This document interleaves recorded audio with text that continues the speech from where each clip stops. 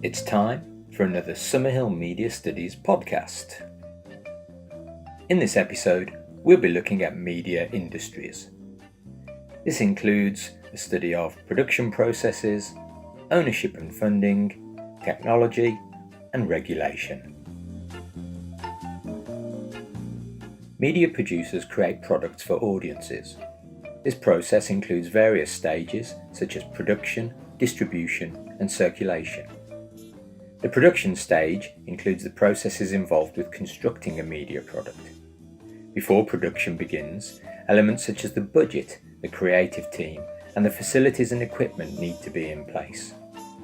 Media producers will plan these elements carefully to ensure that the product is created efficiently. The production phase will include the creation of content such as photographs, footage, and written copy, depending on the type of product. The content will need to be organised and structured, for example, the design and layout of a newspaper or magazine, or the editing of a television programme or music video. Distribution is the way in which media products are delivered to audiences. Increasingly, media industries are using digital methods of distribution. Digital technology is also significant to the circulation and consumption of media products. Many popular television programs are now available via online subscription services such as Netflix. Sometimes an entire series is released on the same day, allowing audiences to binge watch rather than having to wait each time for the next episode to be broadcast. Some media products are produced by large organisations such as Channel 4 or News Corporation, which produces The Sun. Some, however, are created by smaller, more independent companies such as Pride Media Group, which publishes Pride magazine.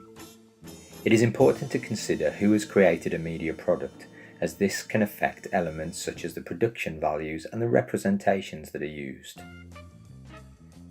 The way in which products are funded is also important to consider.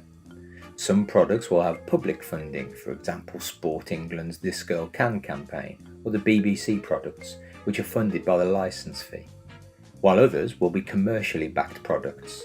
These will not usually receive public money and are likely to be funded by advertising.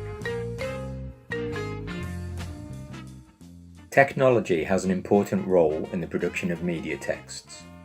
Recent developments in digital technology have changed the nature of many media products. Augmented reality, for example, has enabled audiences to interact more fully with video games, such as Pokemon Go. Technology also has an impact on how products are distributed and circulated, and you'll need to consider this in relation to the different forms. Most magazines, for example, are now published in digital editions as well as print.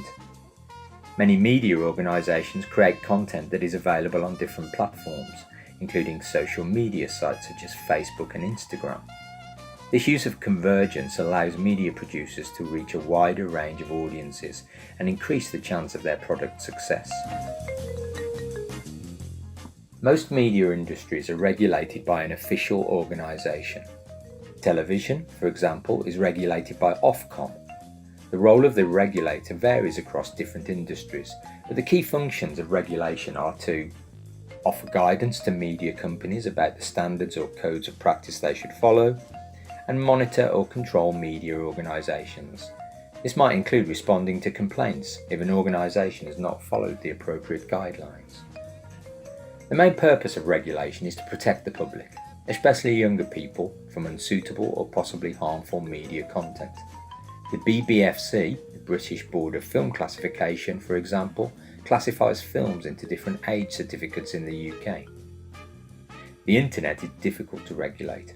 While some online media content, such as video on demand, comes under the jurisdiction of Ofcom or the BBFC, much of the internet remains unregulated. It is a good idea to learn the names of the organisations that have produced the set products that you study, and also to consider who the regulatory body is. Thanks for listening to this Summerhill Media Studies podcast on the media industries.